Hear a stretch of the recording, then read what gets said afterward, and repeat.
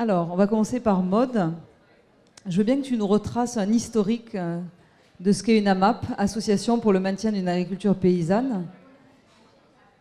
Ok, j'y vais. Donc, Association pour le maintien d'une agriculture paysanne, ça veut dire d'abord et avant tout un partenariat qui est passé entre des mangeurs et des paysans qui fabriquent les légumes qu'on va manger.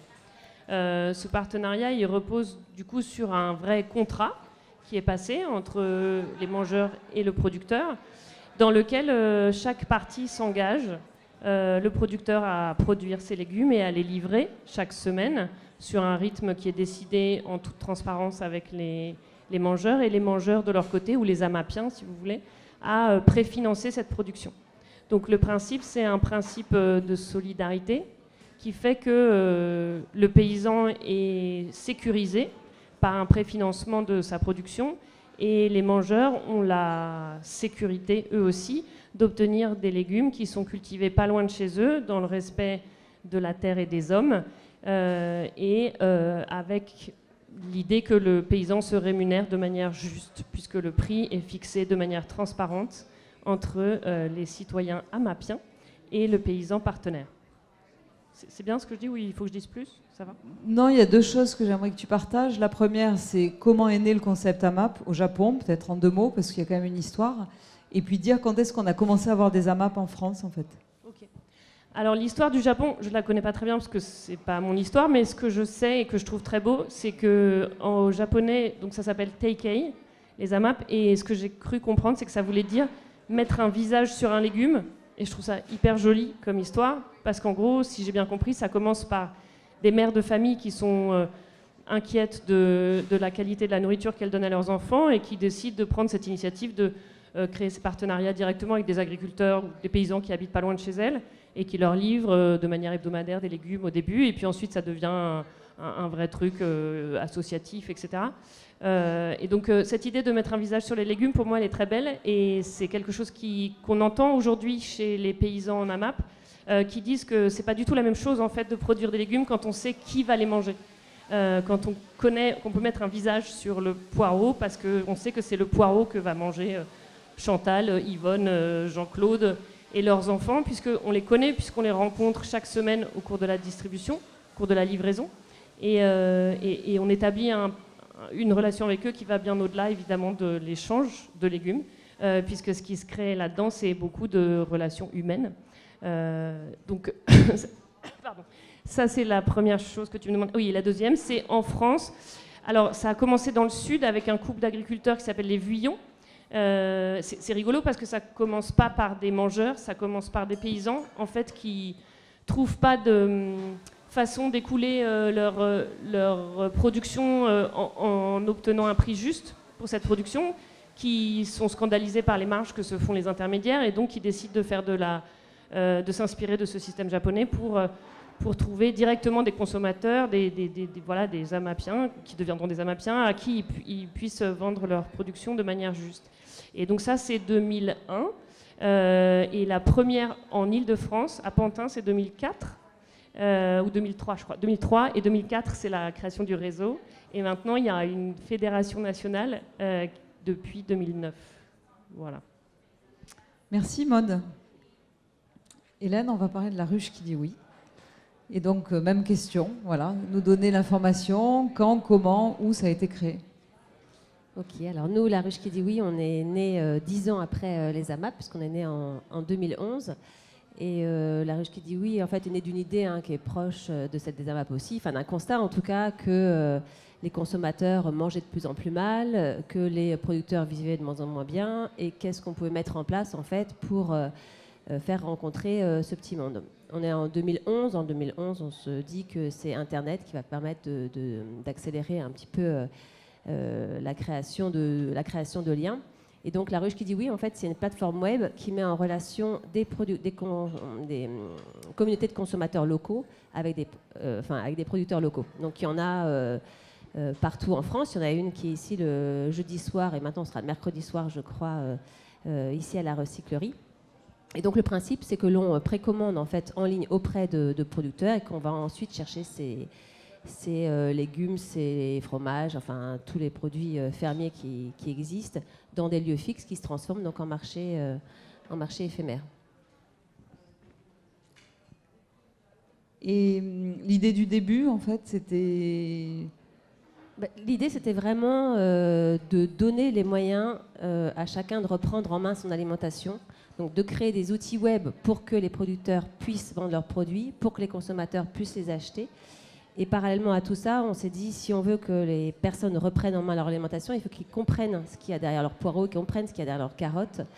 Et donc, on a tout de suite développé en fait un outil d'information qui était au départ un blog et qui est devenu un magazine, où on explique un peu qu'est-ce que ce monde agricole aujourd'hui, pour le meilleur et pour le pire. Enfin, on présente surtout des initiatives positives, mais il nous arrive aussi de présenter des choses qu'on ne soutient pas forcément, mais pour un peu alerter l'opinion. Et puis on donne des repères de consommation. Ça veut dire quoi? C'est quoi le bio? C'est quoi les saisons des poissons? C'est quoi quand est-ce qu'on mange du chou-fleur? Enfin, et puis on donne aussi des idées de recettes.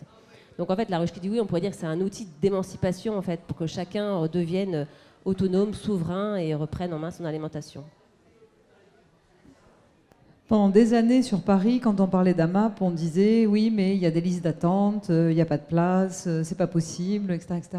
Donc là, aujourd'hui, on est décembre 2017. Est-ce que tu pourrais nous dire où est-ce qu'on en est? Voilà. Combien il y a d'AMAP sur l'Île-de-France? Combien il y a de paysans?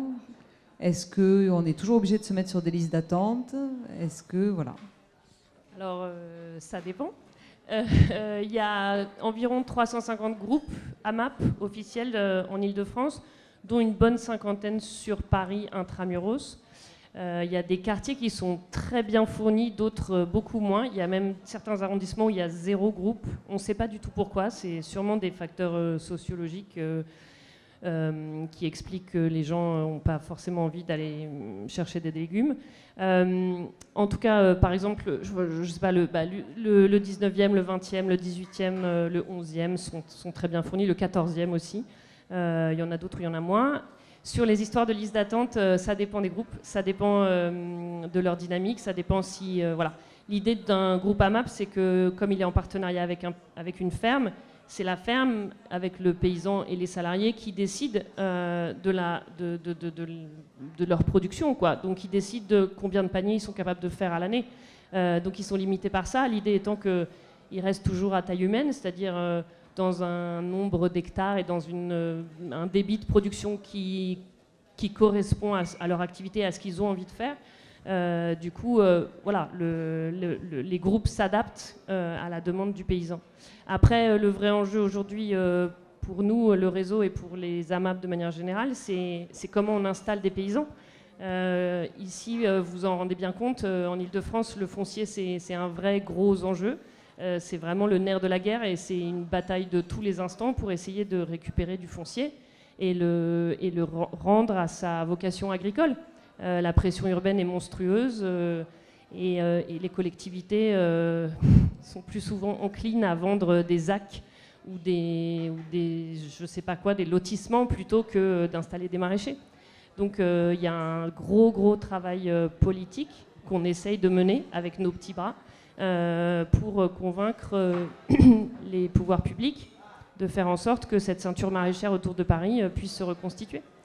Voilà, donc ça c'est ce qui fait que il y a ou pas des listes d'attente. Les créations de groupes AMAP qui se créent, il y en a qui se créent chaque année, on peut dire qu'il y en a à peu près une dizaine par an depuis un certain nombre d'années, sont toutes en Île-de-France, ouais, sont toutes soumises à cet impératif-là. Alors il y a quelques groupes qui ont réussi à trouver des paysans juste limitrophes de l'Île-de-France, qui sont un peu dans l'Eure ou un peu dans l'Oise, et donc ils se sont débrouillés comme ça, mais l'objectif c'est vraiment de les rapatrier dans la région Île-de-France, quoi. Et ça c'est pas gagné. Peut-être nous dire en 2 mots, parce qu'il y a peut-être des gens qui veulent créer une AMAP ici, on ne sait jamais. Ouais. Comment ça se passe? C'est-à-dire, c'est plutôt des AMAPiens qui se mettent ensemble, c'est plutôt un paysan qui va contacter l'association Île-de-France, ça se fait plutôt dans quel sens? C'est hyper facile, il n'y a pas une seule leçon, enfin il n'y a pas une seule méthode.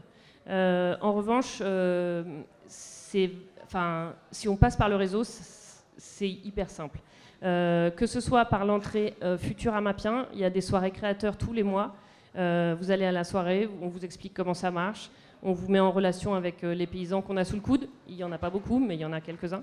Et si c'est du côté paysan, c'est la même chose. En fait, c'est à ça que ça sert le réseau. Hein. Ça sert juste à fédérer tout ça et à faire en sorte qu'il y ait un canal qui permette de faire le lien entre tous les paysans et les porteurs de projets qui sont prêts à s'installer, qui sont prêts à produire, et puis tous les mangeurs qui sont prêts à s'associer avec un paysan, quoi. Donc il y a vraiment, c'est hyper simple et hyper facile d'accès. Il y a je vois aucun frein à la création d'une AMAP. À partir du moment où on est motivé, où on a l'énergie, ça marche.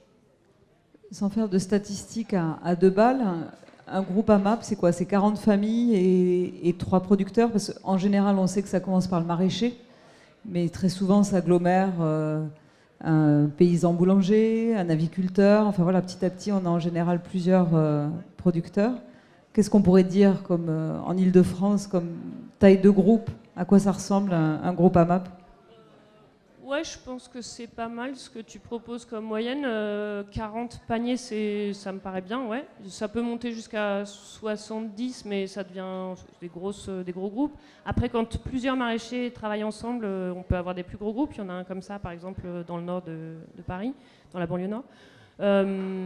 Mais donc oui, la taille moyenne, c'est ça. Et oui, c'est vrai que très souvent, quand on commence par les légumes, on ne peut pas s'empêcher après de vouloir plus. Donc il y a du miel, il y a du pain, il y a des œufs, voilà. Et l'idée c'est juste qu'on établit le même type de contrat avec ces producteurs-là, que c'est un contrat qui repose aussi sur cet engagement solidaire et réciproque du groupe vis-à-vis du producteur.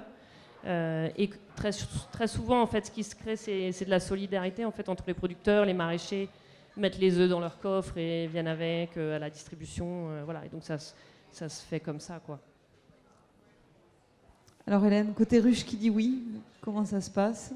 Comment ça s'organise en Île-de-France? Combien il y a de points de distribution? Combien il y a de familles? On est à peu près sur les mêmes chiffres, hein, c'est rigolo. On a à peu près une 50aine de ruches à Paris et 350 en Île-de-France. Donc comment ça se passe? Enfin, chaque ruche est différente en fait, selon si elle va être en centre très urbain ou si elle va être à la campagne. Donc on n'a pas vraiment de moyens, enfin il y a des écarts très différents entre les ruches. La ruche qui se trouve ici, il y a à peu près 150 personnes qui viennent chaque semaine et à peu près une vingtaine de producteurs. C'est ça à peu près, Florence? Voilà. Et donc voilà, les producteurs, on a vraiment tout type de producteurs fermiers. On a aussi quelques artisans qui sont dans le réseau. Par exemple, Florence, comment elle est recrutée? Comment est-ce qu'on devient... alors, je ne sais pas comment ça s'appelle le terme de responsable de ruche qui dit oui. Alors, comme on est recruté, ce n'est pas un recrutement très formel. En plus, Florence, elle était là vraiment au début, donc c'était encore moins formel au début.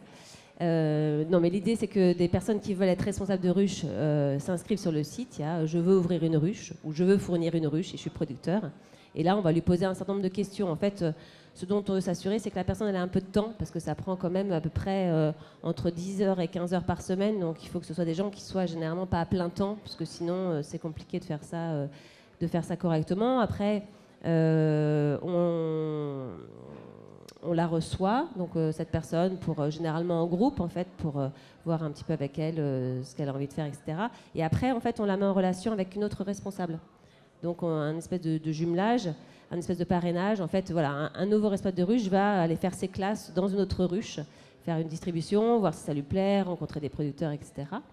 Et après, donc un responsable de ruche il peut se servir de cet outil collaboratif qui fait que les producteurs sont mis en commun, mais on lui demande aussi d'aller en chercher de nouveaux, parce que sinon ça saturerait en fait un peu le réseau.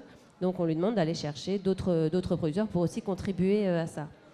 Et voilà, et donc après, il va rentrer, il va se lancer, il sera accompagné parce qu'on a des équipes régionales qui accompagnent. Ce soir, il y avait une réunion des responsables de ruches parisiens à Bastille, par exemple. Voilà. On essaye l'idée, c'est un projet à la fois individuel, entrepreneurial, mais dans un grand projet collectif. Et c'est ça qui est intéressant, en fait. C'est qu'on est libre de ses actions, mais on appartient à un projet commun et on peut échanger avec ses pairs et avancer comme ça, quoi. Et donc, côté producteur, il y a aussi une démarche active des producteurs. Donc, on a bien compris que ceux qui ouvrent doivent trouver des nouveaux producteurs, parce qu'à un moment donné, c'est engorgement. Mais est-ce qu'il y a aussi les producteurs qui ont cette démarche active, c'est-à-dire de contacter la ruche qui dit oui pour devenir producteur? Oui, là actuellement dans le réseau, on a 5000 producteurs. Donc soit ils viennent de leur propre chef parce qu'ils ont entendu parler de la ruche qui dit oui, soit en fait ce qui marche beaucoup et c'est ce qui marche le mieux, ils viennent parce que leur voisin ou leur copain est à la ruche qui dit oui et se disent bah tiens on va se grouper, ce serait bien plus malin, comme ça on livrera en commun nos produits. Donc voilà, il y a beaucoup de bouche à oreille. Enfin nous on fait pas de démarchage, c'est les responsables de ruche en fait qui vont sur le terrain et qui font ce travail-là. Et que ce soit côté consommateur ou côté producteur, quels sont les engagements en fait que d'un côté ou de l'autre on est censé prendre? Alors il y a une charte tripartite qui est signée entre le responsable de ruche, le producteur et la ruche qui dit oui. Donc voilà, ces 3 personnes s'engagent à travailler ensemble et donc on a un préavis, c'est-à-dire si on ne veut plus travailler avec un producteur, on ne peut pas arrêter ça du jour au lendemain. On a X mois pour arrêter une collaboration. On n'a pas le système d'engagement des AMAP qui est vraiment un système très solidaire où on préachète la production. C'est pas ça la ruche qui dit oui. Voilà, on achète ce que l'on veut quand on veut. Donc on peut venir pendant 8 mois, ne plus venir après. Enfin, les gens sont libres. Mais en fait, avec le nombre de membres, on fait qu'on a à peu près toujours le même nombre de commandes et donc les producteurs ont un revenu assez fixe, quoi. Mais il n'y a pas ce préachat de la production. En revanche, voilà, ça leur assure des revenus justes parce que là aussi, ce sont eux qui fixent leurs prix, c'est des prix justes. Nous, on n'intervient pas du tout là-dessus. Et donc un groupe classique ruche qui dit oui. Ici, on a dit que c'était quoi, 150 personnes, 120 personnes avec combien de producteurs? Une vingtaine. Une vingtaine. Donc c'est un gros groupe, j'imagine. Oui, c'est un gros groupe, mais en fait ici, ça ressemble à un marché, quoi. Ouais. C'est-à-dire que pendant 2 heures, la recyclerie, elle change de forme. Il y a des tables qui se mettent partout, les producteurs sont là. Enfin, c'est assez effervescent quand même. Et donc normalement sur Paris-Île-de-France, c'est quoi la taille normale et en termes de clients et en termes de producteurs? J'ai pas les chiffres du normal. Mais non, mais par exemple, une ruche qui dit oui à moins de 60 consommateurs ne peut pas fonctionner parce que, comme ils vont pas s'engager, qu'ils vont peut-être acheter 5 fois dans l'année, je dis n'importe quoi. Ah non, alors il y a le nombre de membres et le nombre de gens qui consomment régulièrement. Donc là, si on prend la ruche de Florence, je sais pas, il y a combien de membres ici? Non, mais il y en a genre... non, il y a 5000 voilà, il y a 5000 membres et donc il y a 120 personnes qui viennent chaque semaine. Donc on a ce roulement en fait. Ok. Alors, j'avais 2-3 questions transversales. La première, c'était est-ce que les produits achetés par ces circuits sont forcément bio, de saison, locaux et cultivés à une petite échelle? Maude. Alors, pour ce qui est des paysans en AMAP, ils sont forcément locaux et forcément de saison. On peut difficilement être local et pas de saison, puisqu'on a tous la même saison, a priori. Donc oui, c'est local et de saison par définition. Pour ce qui est du bio, la charte qui a été établie par la Fédération nationale des AMAP en 2009 n'impose pas le bio en tant que label, c'est-à-dire qu'elle impose l'impossibilité d'utiliser des intrants chimiques, donc l'interdiction des pesticides, mais il y a pas mal de paysans, enfin pas mal, c'est une minorité, mais il y a un certain nombre de paysans du réseau qui ne sont pas labellisés, en fait qui font du plus bio que bio, quoi. Ils sont plus sévères que ce qui est demandé par... Ils sont peut-être Nature et Progrès, ou ils ont peut-être un choix d'une autre démarche. Voilà, il y en a qui sont labellisés Déméter ou Nature et Progrès, mais en tout cas, c'est 90% des paysans qui sont labellisés bio. Il y en a une petite marge qui ne l'est pas. Et l'esprit du réseau, et du mouvement des AMAP en général, l'esprit, c'est un esprit inclusif. L'objectif, c'est pas de fliquer et d'exclure les gens qui...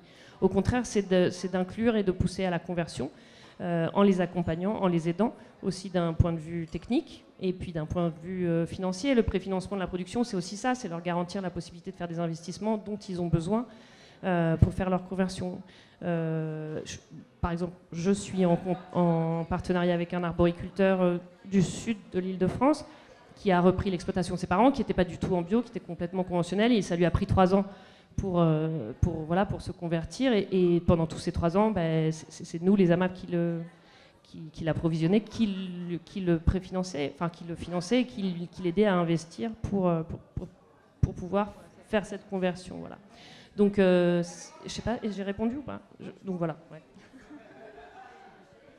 Hélène, côté ruche qui dit alors, oui. ruche qui dit oui. Est-ce qu'on est local? Oui, c'est le principe de la ruche qui dit oui. En fait, les producteurs, alors nous, la notion de local, on l'a définie à moins de 250 km du lieu de distribution, ce qui peut paraître très grand, mais la moyenne en France est de 43 km. Donc, c'est vraiment l'Île-de-France, pour le coup, qui plombe un peu la distance moyenne, puisque c'est compliqué d'aller se fournir à 43 km de Paris. Enfin, voilà, donc on peut avoir des producteurs qui sont en Picardie, d'autres qui sont dans le Loiret. Est-ce que c'est de saison?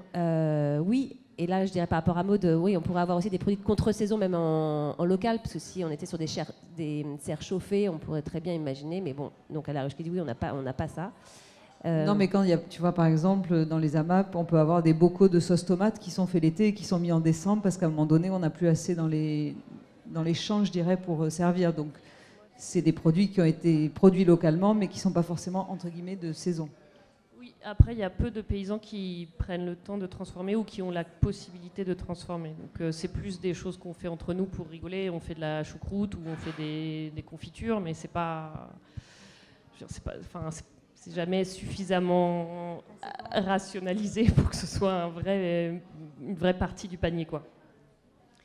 Alors pour reprendre sur la question du local, donc nous on est voilà, le principe de la ruche de base, c'est des produits cultivés à moins de 250 km du lieu de distribution, mais depuis quelques mois en fait, on a une petite particularité, c'est qu'on a des invités en fait, parce qu'on s'est rendu compte que notamment tout ce qui est AOP, appellation d'origine protégée, si on les limitait en fait à un bassin de distribution, en fait dans les zones de comté, tout le monde vend du comté, donc c'est pas intéressant pour eux de vendre du comté là où tout le monde fait du comté. Voilà. Donc on a des invités et on peut avoir des produits qui viennent de plus loin de manière exceptionnelle, quoi.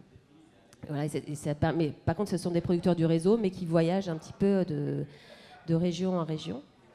Sur la partie bio, donc on n'est pas bio à 100%. Voilà, c'est quelque chose qu'on encourage, mais pareil, on est dans une démarche de transition. On souhaite en fait que les producteurs aillent vers ça, mais voilà, l'objectif c'est de les accompagner vers ça et de montrer qu'il y a une vraie demande.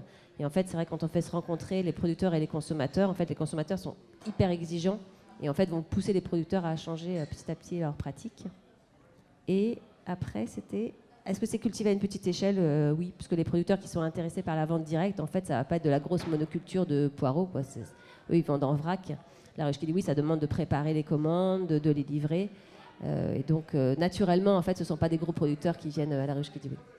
Un producteur de la ruche qui dit oui, il a quel canal de distribution en général? Est-ce qu'il fait 40% en ruche qui dit oui, 30% en marchés locaux, je dis n'importe quoi? Ouais, en fait, ils sont sur plusieurs types de canaux. Il y en a beaucoup qui sont dans des AMAP et à la ruche, parce que en fait, c'est très complémentaire comme système. Il y en a qui font les marchés en plus. Et puis de toute manière, nous, on ne veut absolument pas les inciter à ce qu'ils soient à 100% la ruche qui dit oui, ça serait trop dangereux. Enfin, donc, on favorise plutôt la pluralité des canaux de diffusion, quoi.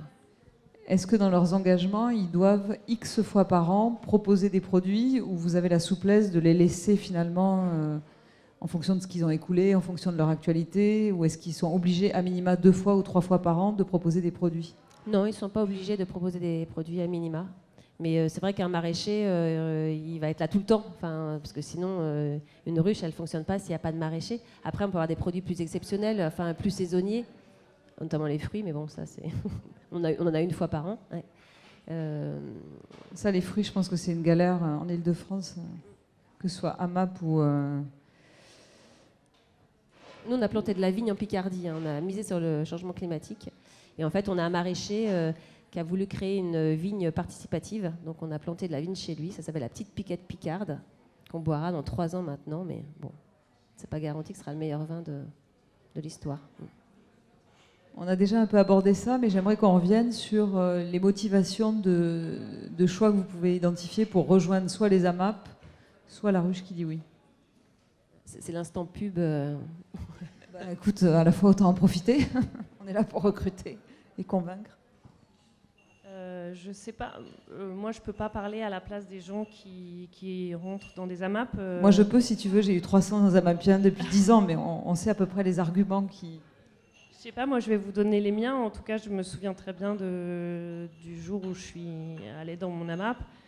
Et c'était en lisant un article de Libé qui était paru à l'été 2006 et c'était un petit reportage sur les AMAP et qui présentait ce système comme un truc complètement révolutionnaire parce que il n'y avait plus d'intermédiaires. En fait, c'était pas tellement enfin, il y avait aussi la conscience écolo, il y avait aussi le fait qu'on voulait plus manger de la merde, il y avait tout ça, mais moi, je me souviens que ce qui m'a donné envie, c'était de me dire, ok, ça y est, je sais que chaque centime que je donnerai ira dans la poche de celui ou celle qui produit les légumes que je vais manger. Et ça, pour moi, c'était complètement génial. C'est-à-dire que c'était vraiment réinventer complètement, pas seulement son rapport à la nourriture, en relocalisant, en resaisonnalisant et tout ça, mais c'était repenser son rapport à la consommation. C'est-à-dire, je ne suis plus un consommateur passif, bébête et vaguement zombie qui me promène dans les rayons d'un supermarché. J'établis un partenariat vrai, concret, sincère, humain, vivant, avec quelqu'un que j'ai en face de moi. Et donc, voilà, qui est redevable et dont je suis redevable. Et je crée cette solidarité qui n'a pas de prix, parce que il n'y a rien de plus pérenne que le contact humain. Qui est-ce qui dit ça, le PFH, là, le putain de facteur humain? C'est la chose la plus belle du monde, en fait. La dernière fois, j'ai essayé d'expliquer à des petits jeunes qui faisaient leur TPE sur les circuits courts pourquoi c'était révolutionnaire. Et je leur disais, si demain, on ne peut plus prendre de liquide dans les distributeurs, si demain, il n'y a plus d'argent, quoi. Pour 80% des gens, ça va être la folie. En fait, ça va être juste le cataclysme, la catastrophe, où on ne saura plus quoi faire, où on saura plus... Voilà, l'Île-de-France, elle a 24 heures d'autonomie alimentaire, tout le monde le sait. Bon, moi, je sais que demain, s'il n'y a plus d'argent, je vais chez Sophie, et elle me donnera des légumes. Voilà, elle me les donnera, en fait. Il y aura même pas on se posera même pas de questions, parce que ça fait 10 ans qu'on se connaît. Parce que chaque semaine on se voit, parce que je suis allée chez elle, parce que j'ai vu sa ferme, parce que je connais ses enfants, elle connaît les miens. Enfin, voilà, c'est quelque chose que... C'est vraiment sortir de la marchandisation du monde. C'est un truc qui est assez magnifique, je pense, et pour moi, voilà, la vraie motivation de créer une AMAP, c'est ça. Après, il y a plein d'autres trucs qui s'y branchent, y compris voilà, la conscience écologique et environnementale, y compris... la volonté de bien se nourrir et de bien nourrir ce qu'on aime, mais l'absence de marge, l'absence d'intermédiaire, l'absence d'échange marchand, pour moi, ça change tout. Tout. Voilà. Alors, pourquoi les gens viennent à la ruche qui dit oui? Ils viennent à la ruche qui dit oui pour plein de raisons aussi. Ils viennent parce qu'ils ont envie de bien manger, parce que c'est vrai que les produits qu'on trouve, c'est des produits, on a dit locaux, mais ça veut dire que du coup, ils sont fraîchement cueillis. Enfin, les légumes, généralement, ils ont été cueillis la veille ou le matin même. Donc, voilà, un poulet fermier n'a rien à voir avec un poulet en batterie. Des yaourts au lait cru de la ferme, ça n'a rien à voir. Donc, on a vraiment beaucoup de gourmands à la ruche. C'est pas mal de gens qui font pas mal la cuisine aussi, puisqu'ils en parlent beaucoup entre eux, ils échangent voilà, plein de recettes et de bons plans. C'est aussi des gens qui ont envie de faire un pas de côté, quoi, en se disant, voilà, pareil que ce que disait Maud, quand on va à la ruche qui dit oui, on n'est pas sur un chemin tout tracé, on redevient quand même un peu acteur de sa vie, de son alimentation, et ça fait du bien de se sentir pas complètement lobotomisé par la publicité et les supermarchés. Donc voilà, les gens font ça aussi pour eux, et pour participer pour prendre le pouvoir dans leur assiette. Et ils font ça aussi parce que ça recrée de la vie dans des endroits où il n'y en avait pas forcément. Dans les villages, c'est très intéressant de voir les ruches, comment certaines sont même sur des places de marché, en fait, comment elles recréent cette ancienne vie qu'il y avait autour des marchés avant, comment les gens se rencontrent. Dans les villes où c'est parfois impersonnel, on fait ses courses et puis du coup, on connaît ses voisins. Il y a beaucoup de ruches qui ont créé des groupes de voisins, donc sur Facebook, en fait, où les gens postent chaque jour, j'ai une galère, Florence avait mis ça l'autre jour, qui peut me prêter son chat? Elle avait des souris chez elle, voilà, qui peut me prêter son chat? J'ai besoin de... Donc quelqu'un a aussitôt répondu, je cherche un appart, j'ai une galère de babysitting, etc. Donc je cherche un mec. Alors, je cherche un mec. Alors ça, c'est très problématique. Je ne sais pas si les AMAP ont résolu ce problème, mais nous, il y a beaucoup de gens qui cherchent des mecs, et c'est toujours... c'est les femmes qui passent commande, c'est les mecs qui viennent chercher, mais en fait, on voit bien qu'ils ne sont pas tout seuls, quoi. Donc c'est assez désespérant, mais... voilà, il y a des gens qui viennent chercher un mec, mais il vaut mieux aller chercher des bons produits, c'est quand même plus efficace. T'as eu des rencontres? Ouais, ok. Bon, il y a des rencontres aussi, voilà. Tu disais tout à l'heure que si on n'avait pas de camion qui nourrissait Paris, moi j'étais plutôt sur 4 jours, donc 24 heures, je pensais que c'était plus, j'avais un espoir que c'était plutôt 96 heures, mais bon, 24 heures, ça nous remet un peu de pression.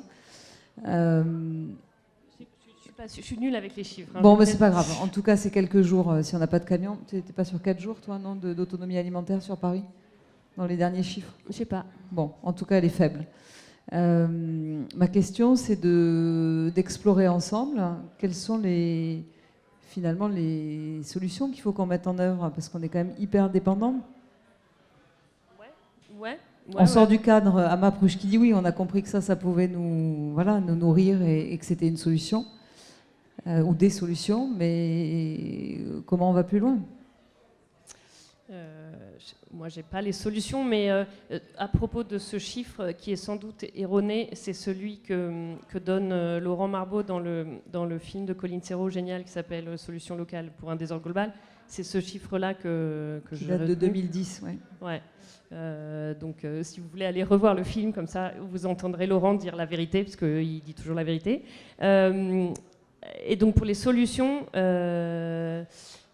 j'en ai pas comme ça, mais pour moi, la solution des AMAP, c'est d'offrir cette possibilité de... En fait, c'est le pouvoir de l'humain, quoi. Ça veut dire qu'on est dans cette solidarité avec le paysan et on devient conscient de ce que c'est que ce geste qu'on fait quand on achète des choses. Et quand on se nourrit, et quand on se reconnecte à la terre, et quand on est conscient d'où viennent nos légumes. Après, ça va plus loin.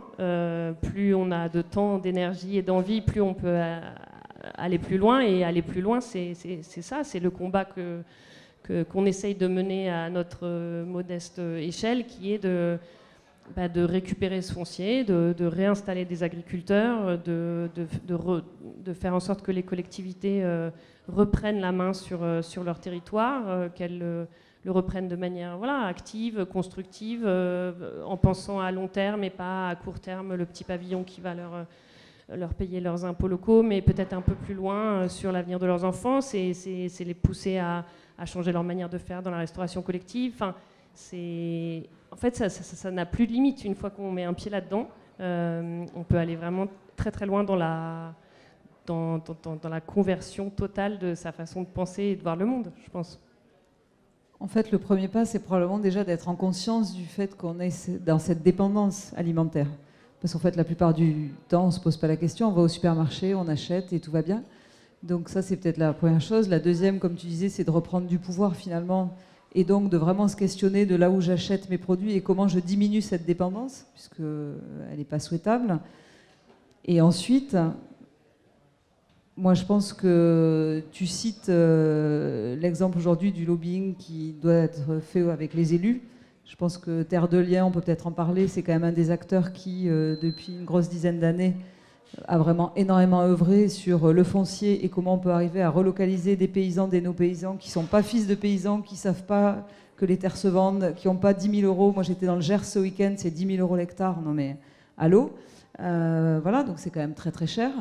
Quand je vois ce qui s'est passé sur Flins, donc à l'ouest des Yvelines, on peut peut-être quand même donner cet exemple-là où à un moment donné il y a une mobilisation qui est de dire arrêtons ces terres-là, on ne peut pas continuer à les donner alors qu'il faut qu'on nourrisse Paris. L'exemple du Bec et Loing sur refaire des fermes comme au 18e ou au 19e à Paris où il y avait cette ceinture alimentaire qui nourrissait la ville, je pense qu'il faut aller vers ça. Les jardins partagés, les jardins ouvriers, enfin tous les espaces qui sont cultivables en fait. Quand on voit l'exemple d'Incroyable Comestible, qui est, moi que j'adore dans le film Demain, parce que ces deux Anglaises, c'est évident, ne se pose même pas la question, c'est évident qu'il faut le faire.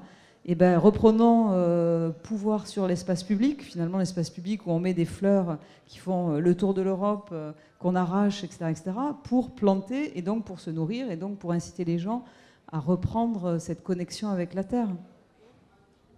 Puis il y a les collectivités, elles ont vraiment leur rôle à jouer là-dedans. On pourrait aussi exiger que chaque commune, elle préempte un terrain et qu'elle y mette un maraîcher municipal. Il y en a qui le font déjà. Il y a des exemples très chouettes. Près de Lille, il y a... non, c'est à Wavrin, en fait. C'est la communauté d'agglo qui a décidé, en fait, de préempter 50 hectares de terre et d'y installer, en fait, des maraîchers qui ne viennent pas du monde agricole, donc des gens qui ne peuvent pas avoir accès à la terre.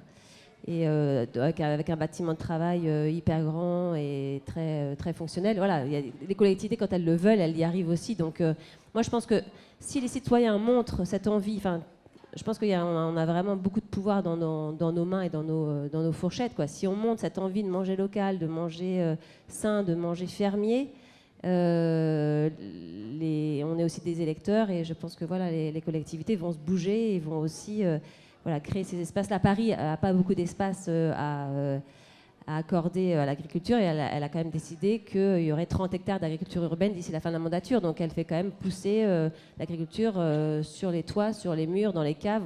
On y arrive si on a une vraie volonté politique. Mais je pense que c'est à nous de montrer qu'on a envie de manger autrement et qu'on est prêt à se battre pour ça, quoi. Bah, la chance qu'on a, c'est qu'on mange 3 fois par jour.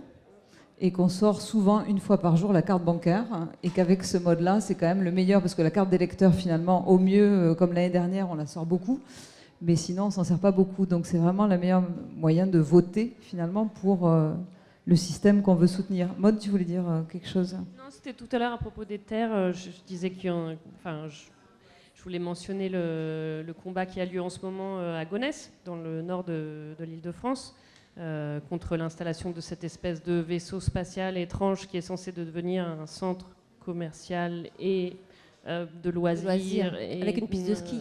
Avec une piste de ski artificielle.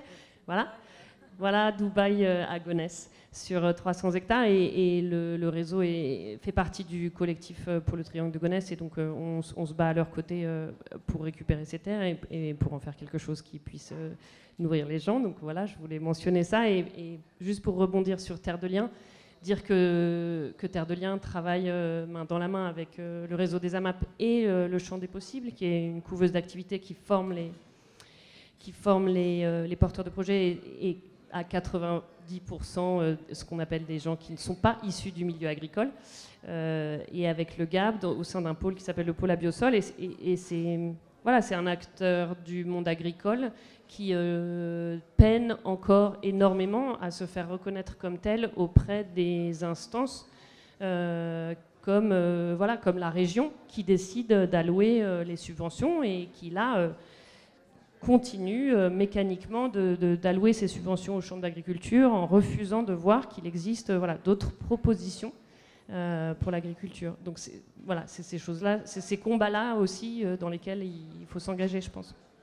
C'est Jean-Guy Henkel, le fondateur des Jardins de Cocagne, qui explique qu'il ferme à Magny-les-Hameaux parce que et la région et le département lui coupent les aides. Voilà, donc c'est super.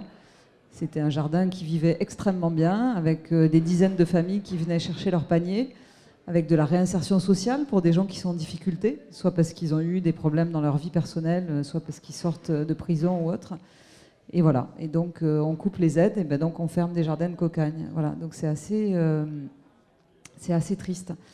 Moi, quand j'anime souvent des débats sur ces circuits courts, on me dit oui, mais ça n'est pas accessible à tout le monde, voilà, en termes de prix.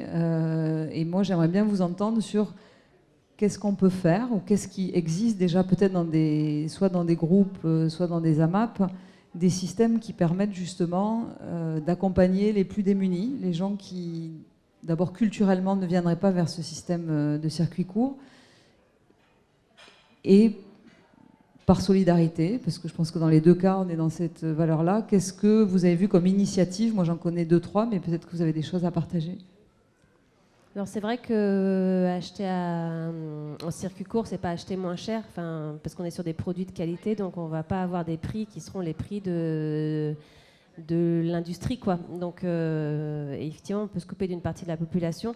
Dans les ruches, il y a plein d'initiatives en fait qui se mettent en place justement pour pallier à ça. Il y en a une qui est très jolie, qui est à l'Âge d'Or. Donc, l'Âge d'Or, c'est dans le 13e arrondissement. En fait, les producteurs mettent des produits à un prix solidaire. Donc, ils vont mettre leur kilo de haricots rouges à 1 euro. Enfin, ils font un effort. Les membres les achètent. Et ensuite, il y a une association qui s'appelle Dans ma rue, qui récupère donc le grand panier de la semaine, qui cuisine sur place, parce que donc, le restaurant ouvre ses cuisines. Et l'association ensuite fait une maraude et nourrit donc avec la solidarité donc à tous les étages en fait, 70 personnes tous les samedis dans le quartier. Et donc ça se développe maintenant dans le 15e arrondissement et ça va se développer aussi dans le 10e arrondissement. Donc il y a des petites initiatives comme ça qui se mettent en place. À la ruche du comptoir général, on travaillait avec Emmaüs aussi pour faire ce système de panier solidaire. Et puis on a mis en place autre chose, ça s'appelle avec l'association Habitat et Humanisme. C'est quelque chose qui s'appelle Sans cuisine fixe. Donc Habitat Humanisme fait de l'insertion par le logement, donc des personnes qui n'ont pas accès au logement social. Et en fait, ce qui est difficile aussi, et Jean-Guy Henkel le dit pas mal, ce qui est difficile, c'est aussi de toujours donner, enfin les personnes elles sont toujours en train de recevoir, on leur donne, et au bout d'un moment, c'est compliqué d'être dans ce rapport-là. Donc nous, en fait, ce que l'on fait, c'est que l'on achète les produits, et eux nous font à manger, et on mange tous ensemble. Et ça permet de créer des liens qui sont vraiment, vraiment chouettes. Mais voilà, on n'a pas encore trouvé la solution miracle pour rendre le local en circuit court accessible vraiment, vraiment à tout le monde. Donc il y a des petites initiatives comme ça qui se multiplient, qui sont à encourager. Mais on n'a pas la baguette magique pour à la fois bien rémunérer le producteur, avoir un prix très bas. Enfin, c'est compliqué, quoi. C'est une équation un peu compliquée à résoudre. Ouais, moi j'avoue que le frein du prix et l'argument les AMAP c'est pour les bobos, ça a tendance à souvent m'agacer. Parce que pour moi le prix c'est un faux débat. Si on estime aujourd'hui que le prix des produits bio ou locaux est plus cher, c'est parce qu'on se fixe sur les prix pratiqués par les grandes surfaces, quoi, qui, on le sait, se font des marges absolument scandaleuses sous prétexte de bio et sous prétexte de local. Donc en fait, le débat est biaisé. On ne peut pas comparer les prix en partant de ceux qui ont comme objectif de s'engraisser là-dessus. Donc si on repart du prix coûtant, c'est-à-dire du prix que ça coûte de cultiver ce poireau, en fait, dans un système comme celui des AMAP, ce prix, il est juste, il est clair, il est transparent, il est évident, et on sait exactement ce qu'on paye. Et donc, si on devait... on a fait l'exercice à la demande d'un journaliste de je ne sais quelle émission télé qui voulait absolument comparer entre un panier acheté je ne sais où dans une grande surface et un panier en AMAP. En fait, le principe de l'AMAP, c'est précisément qu'elle est déconnectée du marché. Donc, elle est déconnectée des fluctuations du marché, de ce système malade qui fait que les agriculteurs boursicotent pour savoir quand vendre leur production, et des intermédiaires qui s'emplissent les poches de manière éhontée. Donc, en fait, il faut repenser le prix qu'on est prêt à mettre dans son alimentation, donc repenser ses priorités, plutôt que de blâmer des prix qui seraient inaccessibles. En fait, est-ce que vous préférez manger bien ou est-ce que vous préférez avoir un iPhone ? C'est surtout ça la question pour moi. Et la deuxième chose, c'est sur les questions effectivement de revenus, comment adapter les prix à des revenus réduits. Les systèmes qui sont expérimentés par des groupes dont moi que je connais pour l'instant, c'est des trucs qui s'inspirent de la CAF en fait et des quotients familiaux, donc un espèce de truc proportionnel comme ça qui fait que le prix du panier est à peu près aligné sur ce quotient-là, et qui fait que du coup dans un respect solidaire du groupe ça s'équilibre.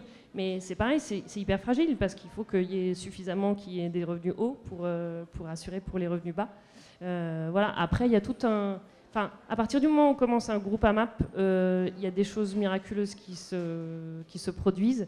Et très souvent, il y a des systèmes en fonction du lieu dans lequel on distribue qui font que, oui, c'est pareil, tout ce qui est en plus, tout ce qui reste, tout le RAB est redistribué, ou chaque groupe, en fait, en plus de payer son panier, paye un petit extra qui paye un certain nombre de paniers qui vont ensuite être redistribués.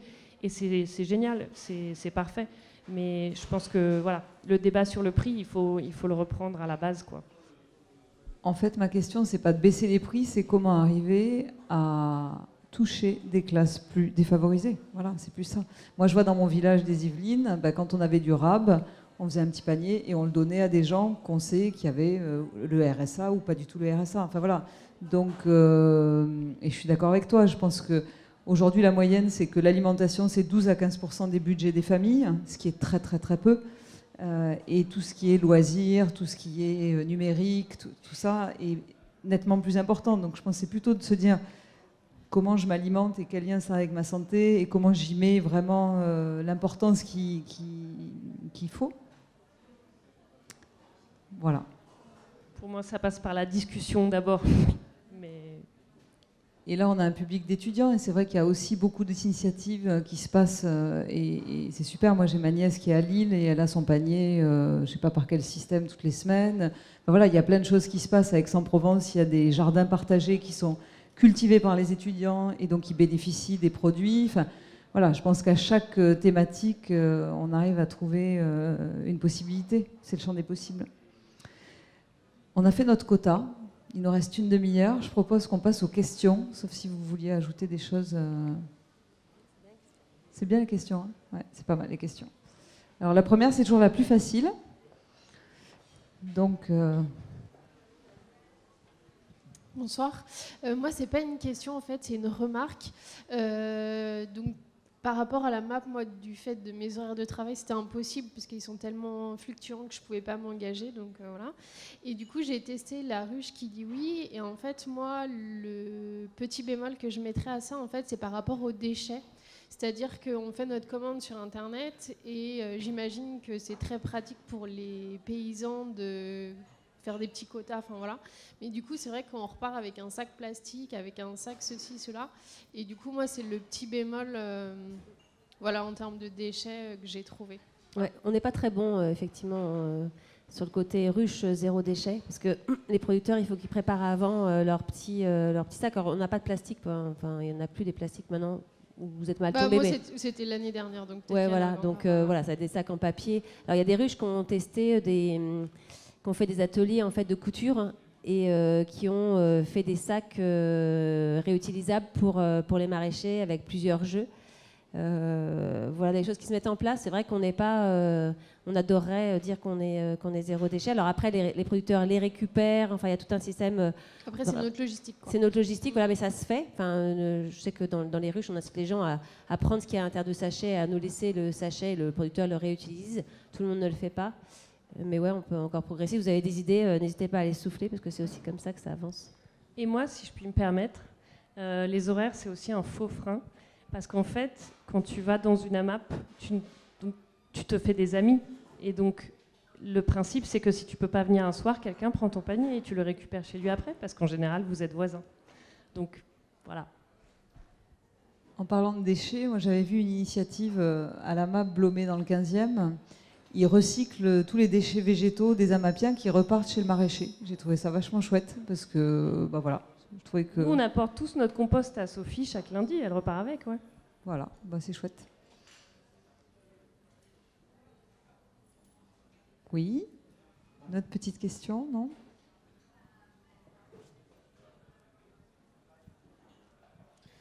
Merci à vous pour la conférence super intéressante. J'ai une question pour Maud. Donc je comprends bien que le modèle, c'est que 100% reviennent aux producteurs. Mais est-ce qu'il n'y a pas, à un moment donné ou un autre, un coût caché ? Est-ce qu'une AMAP, elle ne facture pas, je ne sais pas, des coûts annuels, enfin le réseau, pardon, ne facture pas des coûts annuels à l'AMAP pour les conseillers ? Je vois que le réseau, il y a plus de 300 AMAP, donc c'est super. Il faut quand même 5 salariés pour travailler là-dessus. Donc ces salariés sont payés. Donc comment est-ce qu'ils sont payés ? Alors, il n'y a pas du tout de coût caché ni de caisse noire, je te rassure. Le réseau, il existe grâce aux adhésions des groupes et des paysans qui, malheureusement, n'adhèrent pas tous, mais qui adhèrent en masse quand même. L'adhésion des groupes, enfin, chaque groupe adhère. Le réseau propose un tarif par amapien qui le suggère sans l'imposer. qui est de 10 € par amapien par an. Et pour les paysans, c'est un pourcentage de leur chiffre d'affaires. Mais c'est pareil, c'est un forfait, c'est pas imposé non plus.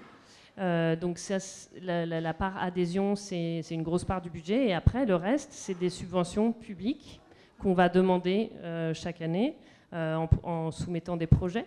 Donc il y a un peu de subventions régionales, il y a un peu de subventions de l'agence de l'eau, il y a un peu de subventions de, je ne sais plus comment ça s'appelle, environnement quelque chose. Bref, c'est des petits bouts de subventions qu'on colle ensemble comme ça et qui font le budget du réseau. Aujourd'hui, on se porte pas trop mal, c'est pas gagné. La nouvelle mandature depuis l'élection de Pécresse nous est quand même nettement moins favorable. Donc on a un intérêt grandissant à essayer de s'émanciper de ces subventions-là et exister financièrement de manière autonome grâce aux adhésions. Mais pour ça, c'est un énorme travail de pédagogie et d'explication pour que les adhérents adhèrent, ce qui n'est pas toujours évident. Et donc le réseau, il facture rien du tout. Rien du tout. Il finance ses salariés, mais moi je suis prof en fait, j'ai un métier, je fais ça gratos là, et tous les administrateurs du réseau sont bénévoles comme moi, et on est tous capables de passer l'équivalent d'un mi-temps à faire ça, mais on le fait parce qu'on en a envie. Et par ailleurs, les actions du réseau comme les formations pour les paysans, pour les amapiens, les formations pour les collectivités, tout ça c'est gratuit en fait, tout est gratuit. Après, à l'intérieur d'un groupe, il n'y a aucun coût caché au sens où le prix du panier, il est fixé par les amapiens, avec le paysan. Enfin, c'est pas systématique, mais théoriquement, tout amapien a accès au compte du paysan, à la comptabilité du paysan, qui doit être transparent là-dessus. Donc, dans le coût du panier, on inclut l'essence pour le camion qui vient chaque semaine, voilà, on comptabilise tout ça. Après, à l'intérieur d'une adhésion, quand tu adhères dans une AMAP, tu verses une adhésion à l'association AMAP qui peut avoir à régler, par exemple, les frais de location du local, une ou deux balances à racheter de temps en temps, une ou deux nappes, un coup à boire une fois par an, enfin voilà. Mais donc, il n'y a rien de caché. J'imagine même pas comment on pourrait cacher quoi que ce soit.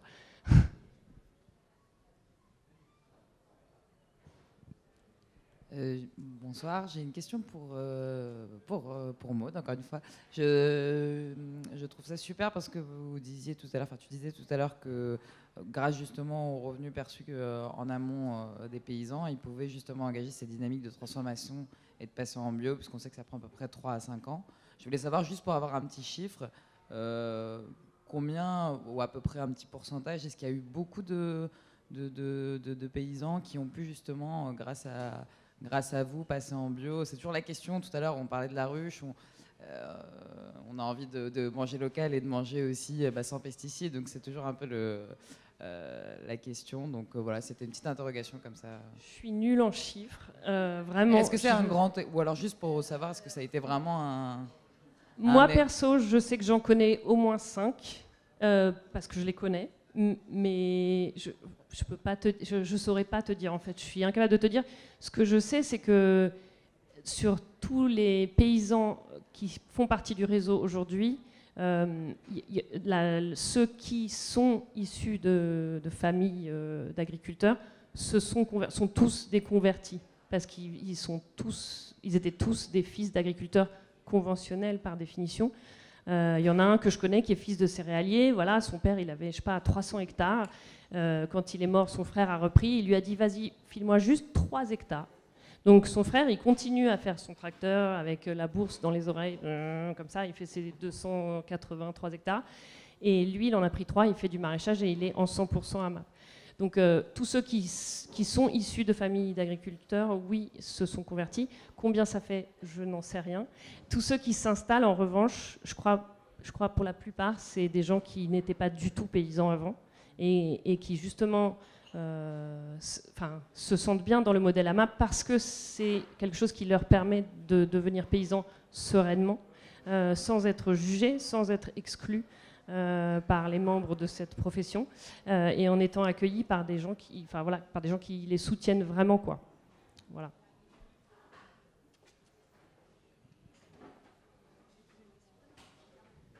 Juste pour rebondir sur la question d'avant, il ne faut pas non plus se leurrer, les AMAP reposent sur un bénévolat de dingue en fait.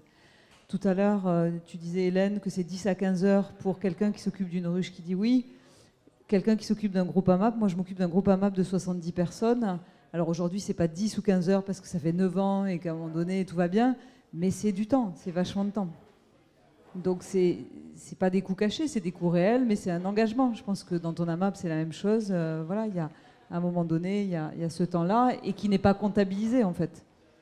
Voilà, toutes les semaines, il faut 1 heure pour préparer les paniers. Bon, je parle même pas de la remise de chèques, je parle même pas des contrats, etc., etc.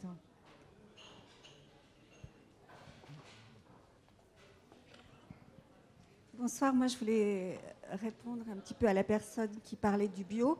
Alors, donc moi je suis responsable de ruche et moi je trouve que le bio, c'est pas forcément la panacée d'une façon générale. C'est-à-dire que moi il m'est arrivé de ne pas vouloir faire entrer dans ma ruche des producteurs bio parce que leur éthique, leur façon de travailler et la façon dont ils me proposaient les produits ne me convenait pas forcément. C'est-à-dire que le bio, c'est aussi une grande mode et certaines personnes surfent sur le bio. Donc, ce n'est pas forcément des personnes les plus honnêtes au monde. Hein. Je ne veux pas dire que les gens qui travaillent en bio ne sont pas honnêtes. Hein. Ce n'est pas du tout ce que je veux dire. Mais ce n'est pas forcément...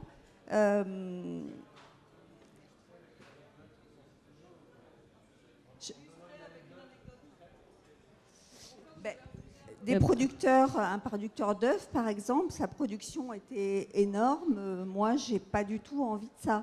Et ce qui est important aussi, et c'est vrai que Maud l'a dit, moi ce qui m'intéresse, c'est le lien avec le producteur, le lien que le consommateur va faire avec le producteur et avec le produit qu'il va manger.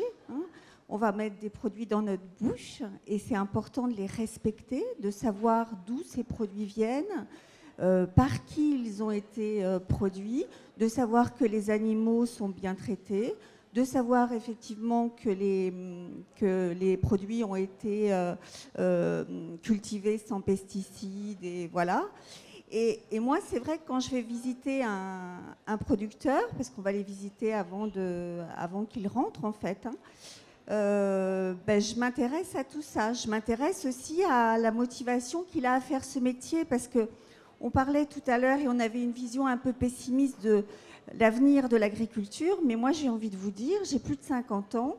Il y a 20 ans, les agriculteurs, on les prenait pour des bouseux, quoi, en fait. Hein. On ne faisait pas du tout de cas. Si un des enfants disait « je veux faire agriculteur », on lui disait « mais ça va pas la tête, non, tu vas rien gagner, c'est nul ». Et là, on a l'impression que de plus en plus, c'est un métier de passion. Et moi, je suis épatée devant tous ces jeunes qui prennent ce métier en fait à bras-le-corps et qui ont envie de le faire bien. Et moi, je reste assez optimiste. Parce que maintenant, c'est plus une espèce de fatalisme. C'est-à-dire, mon père est éleveur laitier, moi, je serai éleveur laitier, comme il y avait il y a 30 ans, il y a 20 ans. Là, maintenant, il y a aussi une vraie motivation, un vrai besoin de renouer avec la terre, de renouer avec la campagne, de donner un sens en fait à son activité. Donc voilà. Et c'est vrai que quand les producteurs rencontrent les consommateurs, c'est un peu des espèces de super-héros parce qu'on vient les féliciter pour ce yaourt qui était vraiment, vraiment, vraiment incroyable, quoi. Ou parce qu'enfin il y a des fraises et c'est vrai que nous ils nous disent en fait ça les regonfle, quoi. Enfin, ça leur donne quand même voilà. Et surtout, ils sortent. Oui. Moi, j'ai beaucoup tourné avec le film Pierre Rabhi au nom de la Terre en 2013. J'ai dû faire 35 débats en 3 mois et il n'y avait pas de paysans dans la salle. Alors que Pierre Rabhi, il parle quand même d'agriculture, d'une certaine agriculture. Alors que là, avec le film Demain, j'ai pas fait autant de débats, mais j'en ai fait beaucoup. Et il y a des paysans dans la salle. Il y a des gens avec qui on peut échanger. Je pense aussi parce qu'ils sont moins accablés, ils sont moins jugés. ils ont fait des mauvais choix, mais on leur a vendu des mauvais choix. Les phytosanitaires, moi j'avais un père paysan, donc on lui a vendu les phytosanitaires après-guerre parce que c'était la panacée. Voilà, bon, mais ça sert à rien de les accabler. La vie, elle est comme ça. Ils ont utilisé ces produits et on est là pour essayer de les aider à s'en sortir. Alors dans les chiffres pas positifs, il y a quand même un suicide tous les 2 jours de paysans. Hein. C'est quand même ça la réalité en France.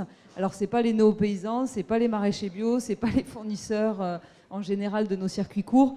C'est plus des gens qui se sont endettés et qui sont dans des schémas dont ils ont du mal à sortir.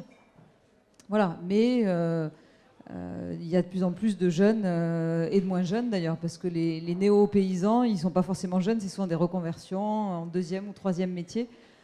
Parce qu'il y a cette appétence, je pense, à la fois d'être relié à la nature, de comprendre les mécanismes. C'est l'histoire de Perrine et Charles au bec et loin. Je veux dire, l'un était juriste, l'autre, enfin, ils n'étaient pas du tout dans cette histoire-là. Et ils avaient envie de reprendre le pouvoir sur est-ce que je suis capable de produire ma nourriture ? Et donc après, est-ce que je suis capable de la produire pour un plus grand nombre ? Est-ce que nous avons d'autres questions ?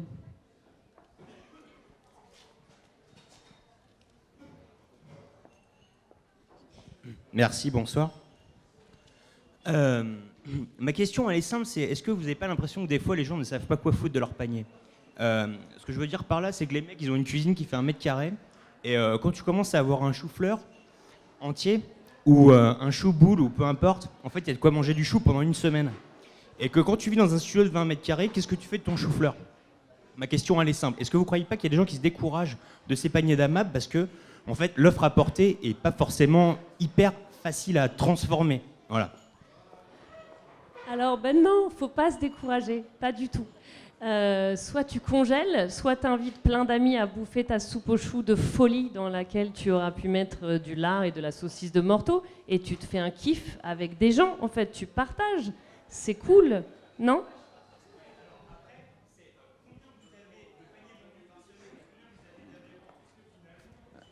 Bah, moi, je vais prendre un exemple. Dans mon AMAP, il y a 70 familles, mais il y a des familles qui alternent 1 semaine sur 2. Moi, par exemple, j'ai des enfants en garde alternée. Et je fais 1 semaine sur 2, parce qu'il y a 1 semaine, je suis toute seule. Et c'est vrai que le chou-fleur, déjà que je suis la seule à l'aimer, ça devient un peu compliqué.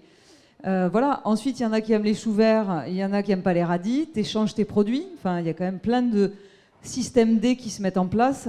Là, par exemple, j'étais dans le Gers ce week-end, j'ai découvert une purée de céleri rave. Le céleri rave, c'est hyper chiant à cuisiner. Et la nana, elle est venue passer 6 semaines chez Alain Passard et elle a appris à faire la purée de céleri rave. Non, mais je te donne une recette. Elle l'a cuite dans le lait, le céleri rave. Non, mais voilà, non, mais très bien. Mais honnêtement, quand tu es amapien ou quand tu es même à la ruche qui dit oui, c'est pas le problème. Tu te retrouves le chou romanesco la première fois qu'il te déboule dans le panier, tu dis punaise, c'est quoi ce truc ? Voilà, donc il y a plein de systèmes qui se mettent en place.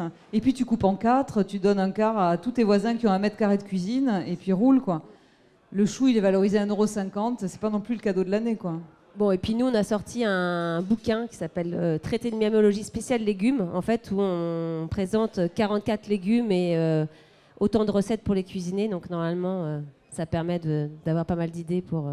Après, si on avait plus de cuistots dans les AMAP ou dans les ruches qui disent oui, ils nous fileraient une recette par semaine et ça serait super chouette. Non, mais je te sens. Rebondis, on est là pour ça. En fait, la problématique, c'est que tout ça, je trouve ça très vertueux, c'est très très bien. Après, c'est du temps passé, c'est beaucoup de contraintes. Et comme vous disiez, oui, la carte électorale avec la CB, moi je suis d'accord. Est-ce que les gens sont prêts à accepter la contrainte ? C'est-à-dire de faire de la vaisselle, de faire de la cuisine, d'acheter des légumes. Est-ce qu'on n'achète pas des légumes pour donner de bonne conscience et en fait le navet il moisit dans le frigo ? Je veux dire, ça va prendre du temps, il faut bien s'y mettre un moment, mais bon. Et il y a la transformation. Bon, la transformation, c'est que jusqu'à présent, votre circuit de distribution est vertueux et bon, moral, mais vous n'êtes pas en disposition d'assurer des contraintes sanitaires, puisque en fait vous avez, à mon avis, rarement des volaillers ou des producteurs de viande qui vendent leur viande dans les AMAP. C'est pas un peu compliqué pour eux ? Bon, il y a des contraintes sanitaires.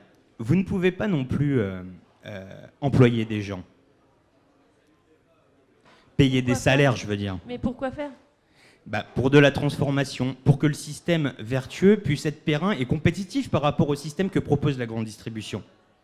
Mais c'est pas ça le but. Le but, c'est pas de remplacer la grande distribution. Pourtant, il y a une place à prendre parce que les hyper reculent. Le choix de Carrefour, c'est d'avoir des Carrefour City. Eux vendent des légumes, ça les intéresse pas parce que c'est de la main d'œuvre et qu'en fait ils ont de la perte et que dans le bilan comptable c'est pas intéressant. Donc vous avez des places à prendre. Ce que vous faites c'est vertueux, c'est intéressant, mais il faut pouvoir aller plus loin aussi. C'est-à-dire trouver des gens qui puissent transformer, avoir un pouvoir politique pour qu'on puisse absorber les contraintes sanitaires et faire de la transformation et que ça devienne un vrai système de distribution qui soit pas juste plaisant et qui donne bonne conscience. Il y a un truc qui puisse être durable. C'est-à-dire, comment vous pensez évoluer dans le temps? Voilà, la question est là. Comment vous pensez quoi? J'ai pas entendu la fin. Évoluer dans le temps. En fait, c'est le développement dans le temps. Et est-ce que vous pensez que enfin, voilà, évidemment, c'est sympa, c'est attractif, on a envie, mais enfin, vous aimez pas les chiffres, mais bon, on peut peut-être en discuter un petit peu. Est-ce que vous pensez être à un moment en mesure de mutualiser les efforts pour pouvoir assumer des moyens de transformation, par exemple, et d'employer des gens? Moi, je réponds, enfin, je laisse Hélène répondre pour la ruche, mais pour ce qui est des AMAP, l'objectif n'est pas d'aller jouer sur le terrain de la grande distribution. L'objectif, c'est d'être une alternative à la grande distribution, une autre façon de se nourrir, de ne pas consommer ou de, je sais pas, consommer autrement. Donc non, le but c'est pas de se développer, de se rentabiliser et d'employer des gens. Le but c'est qu'il y ait de plus en plus de gens qui aient envie, chacun de leur côté, avec leurs petites mains, leurs petites épluches légumes et leur petite cuisine de 1 mètre carré, de changer leur façon de penser, de réfléchir et de manger. Donc pour moi, on n'a pas du tout la même logique et la même ambition que la grande distribution. On n'est pas un Carrefour City. On est une façon de recréer du lien avec des gens qui produisent des légumes. Voilà. Donc, enfin, je sais pas. Et puis, transformer, c'est cool. C'est à nous de transformer. Pourquoi il faut payer des gens pour faire des choses à notre place? Pourquoi on ne le fait pas tout seul comme des grands? C'est vrai qu'effectivement, chacun transforme chez lui, mais il y a des choses qu'on ne peut pas transformer. Moi, je ne peux pas abattre mon poulet, je veux pas... donc on a besoin d'avoir ça. Mais c'est très complexe, parce qu'on a aussi beaucoup sectionné en fait, cette chaîne-là. Les abattoirs, on fait du local, mais l'abattoir, il est à 100 km de la ferme. Il faut que l'animal revienne, qu'il aille se faire transformer encore à 50 bornes. Enfin, donc voilà, relocaliser tout ça est assez compliqué. Effectivement, c'est un chantier dont il faut se saisir, mais il va être long celui-là, quoi. Là où vous avez raison, c'est que ces modes de consommation ne correspondent pas à tout le monde. Voilà. Donc là-dessus, il faut être honnête, il ne faut pas se mentir. En revanche, la pérennité est là, puisque les AMAP, ça fait déjà 16 ans que ça existe, et il y a plutôt plus de groupes qui se créent que de groupes qui ne se créent pas. La ruche qui dit oui, ça fait donc un peu moins longtemps, mais c'est pareil, il y a plutôt plus... Moi, je pense que la vraie question, c'est comment je m'alimente en fait. Et après, c'est comment je m'approvisionne, mais comment je m'alimente. Aujourd'hui, j'ai fait un débat il n'y a pas très longtemps sur le zéro déchet au Salon Marjolaine. Et Antoinette Gull, qui est élue à tout ce qui est... elle est adjointe d'Hidalgo sur l'économie sociale et solidaire. Elle disait qu'on jette... Non mais, on jette en produits finis non périmés, produits finis. Je ne parle pas de produits bruts. Produits finis, non périmés, Paris, Île-de-France, je ne sais pas, c'est pas... Je ne vais même pas redire le chiffre, c'est énorme. Voilà. Quand elle a dit ça, j'étais là, j'ai dit non, mais c'est pas possible.